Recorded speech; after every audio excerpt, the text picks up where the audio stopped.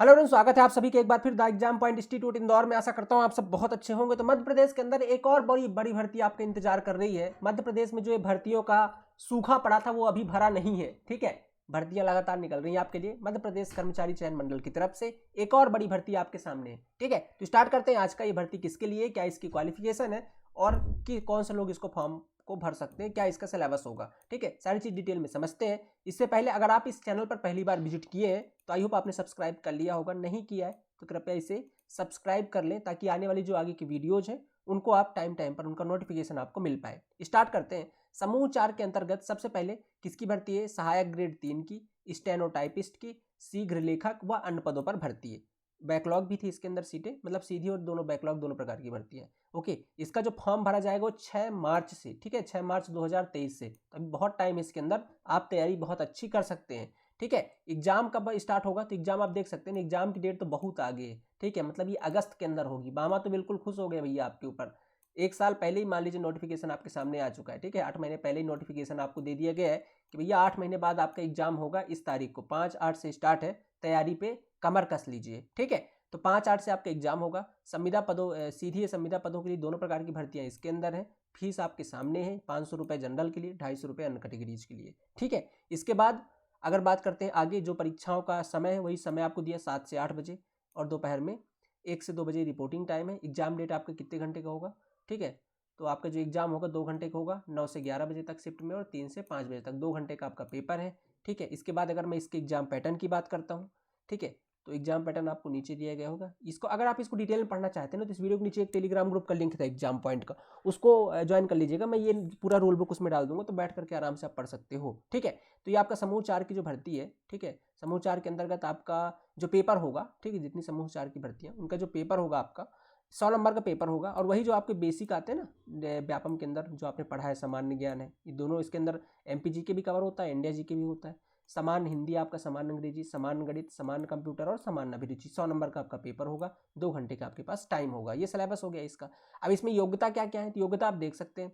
अभ्यर्थी द्वारा उनके आवेदन पत्र प्रस्तुत करने की तिथि को मांगकर्ता की विभागीय भर्ती, अब चूंकि ये विभागीय भर्ती है तो अलग अलग विभाग ने अपनी अपनी योग्यताएं मांगी हुई है। अभी विभाग के बारे में बात करेंगे अपन। ठीक है, तो वो जो है, तो मतलब जिस दिन आप फॉर्म भरें तो जो विभाग आपसे मांग रहा है वो आपके पास योग्यता होनी चाहिए। किस दिन? जिस दिन आप फॉर्म भर रहे हो। ठीक है, इसके बाद दूसरा अगर बात करते हैं अपन, सहायक वर्ग 3 के लिए स्टेनोटाइपिस्ट या आशुलिपिक, शीघ्र लेखक, stenographer, data entry operator, ITI operator जैसे पदों के लिए न्यूनतम शैक्षणिक योग्यता आपके पास 12वीं होनी चाहिए। ठीक है, न्यूनतम शैक्षणिक योग्यता आपके पास 12वीं होनी चाहिए, और साथ में आपके पास एक वर्षीय जो है तो डिप्लोमा भी होना चाहिए। ठीक है, एक निम्नलिखित में से ये भी कुछ दिया हुआ, देखो, मध्य प्रदेश में शासन विभाग, वल्लभ भवन, भोपाल, जुलाई। ठीक है, ये जो भी है इसको आप देख लीजिएगा। निम्नलिखित संस्थाओं में से किसी एक विश्वविद्यालय से 1 वर्षीय आपके पास कंप्यूटर का डिप्लोमा होना भी आवश्यक है। किससे? या तो यूजीसी से आपने कंप्यूटर डिप्लोमा किया हुआ, यूजीसी द्वारा मान्यता प्राप्त किसी भी से, मतलब कंप्यूटर, मतलब एक कुल मिलाकर मुद्दे की बात इतनी सी है कि 1 साल का आपके पास डिप्लोमा और 12वीं होना चाहिए, तो आप इस फॉर्म के लिए एलिजिबल हैं। ठीक है, ये कहने का मतलब है। ओके, और अगर अब इसमें चूंकि क्या डिपार्टमेंटल, अलग अलग डिपार्टमेंट है जो भर्तियां आई हुई हैं, वो आपसे अलग अलग प्रकार की क्वालिफिकेशन मांगेंगी। इसमें अगर बात करता हूँ तो उम्र की जो दायरा है वो 18 से 40 वर्ष तक है। अगर छूट वाले हैं, जैसे जो कैटेगरी वाइज आते हैं, वो 18 से 45 साल तक, जनरल के लिए 18 से 40 वर्ष है। ठीक है, इसके बाद अगर बात करते हैं अपन टोटल कितनी वैकेंसी है सर, ये तो बताइए। टोटल अगर बात करता हूँ, देखो, इसमें ओबीसी को रिजर्वेशन 27% मिलेगा। ठीक है, बाकी आप समझते हैं। इसके बाद अगर मैं बात करता हूँ टोटल वैकेंसीज की, ठीक है, तो अपन चलते हैं वैकेंसी टेबल के ऊपर। ये का वैकेंसी टेबल भैया देख रहे हैं, तगड़ी वैकेंसी, 2716 पद, बहुत बड़ी भर्ती है। ठीक है, आपको इसका फायदा उठाना ही चाहिए, बिल्कुल उठाना चाहिए। 2716 पद है, जिसके अंदर संविदा भर्ती 243 है, बैकलॉग 103 है, और बाकी रेगुलर भर्ती आपकी कितनी है? 1840 रेगुलर है, और बाकी 530 में सीधी और रेगुलर दोनों मिली हुई है। ठीक है, सीधी और बैकलॉग दोनों है।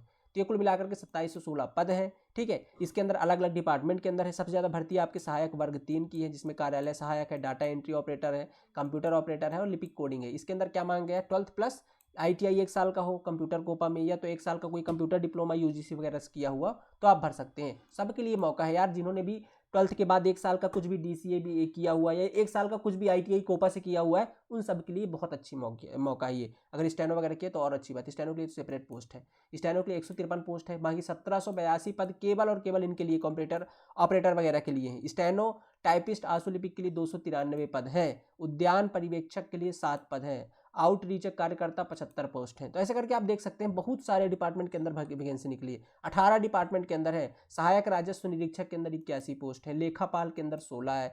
म्यूजिक कीपर म्यूजिक सहायक के अंदर 26 पोस्ट है। सहायक फोटो अधिकारी फोटो कला शिक्षक के अंदर 10 पोस्ट है। फायरमैन लीडिंग फायरमैन 114 है। प्लम्बर के एक पोस्ट है। फिर कि आपका प्रयोगशाला सहायक की 45 पोस्ट है। ऐसे करके तकनीशियन भी 8 पोस्ट है।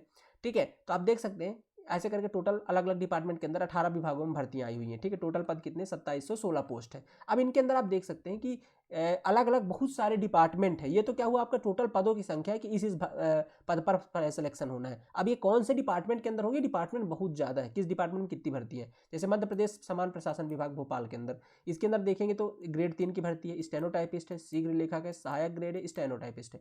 इनके अंदर आप देखेंगे तो अलग अलग भर्ती के दिया है। सभी पोस्टें अकारपालिक होती हैं। अकारपालिक मतलब आपके हाथ में कुछ नहीं है, आपको कोई आदेश देगा और आपको काम करना होगा। ठीक है, आप यहाँ पे कार्यपालिक यानी कि गेस्टेड पोस्ट आपकी नहीं है। ठीक है, अकारपालिक है। तो ये वाला हो गया आपको। और जैसे मध्य प्रदेश संसदीय कार्य विभाग मंत्रालय वाला भवन भोपाल के अंदर, तो ये आपको उस अलग अलग डिपार्टमेंट के अंदर है। ऐसे करके अगर आप देखेंगे ना कितने टोटल डिपार्टमेंट है, तो बहुत सारे डिपार्टमेंट है।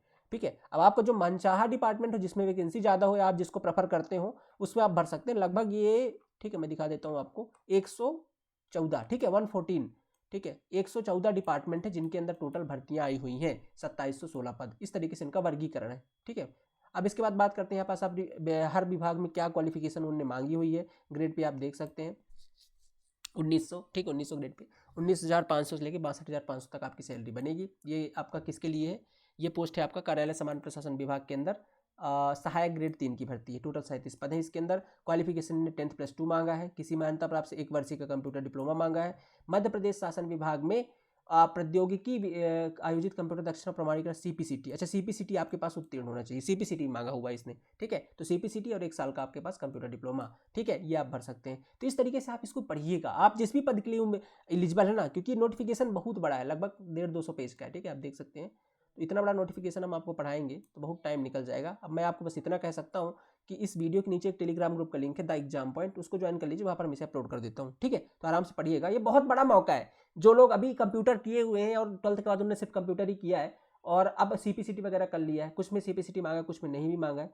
ठीक है, तो ये देखिए लगभग सीपीसीटी सब में ही मांगा गया है। तो अगर सीपीसीटी वगैरह किया है तो बहुत अच्छा मौका है। ठीक है, आप इस बार अपना सिलेक्शन सुनिश्चित कीजिए, बहुत अच्छा मौका है। ठीक है, तो इसके लिए आपको कहाँ जाना है? द एग्जाम पॉइंट को सब्सक्राइब करना है और वीडियो के नीचे आपको टेलीग्राम ग्रुप का लिंक है, उस पर जाना है। ठीक है, इसी तरीके कुछ और इंपॉर्टेंट अपडेट लेकर के आता रहूँगा मैं। चैनल से जुड़े रहिएगा। मिलते हैं अगली क्लास के अंदर। Thank you so much. ठीक है, ये आपको रूल बुक मिल जाएगी इसके इस वीडियो के नीचे। ठीक है, तो मिलते हैं अगली क्लास के अंदर। Thank you so much. Have a nice day.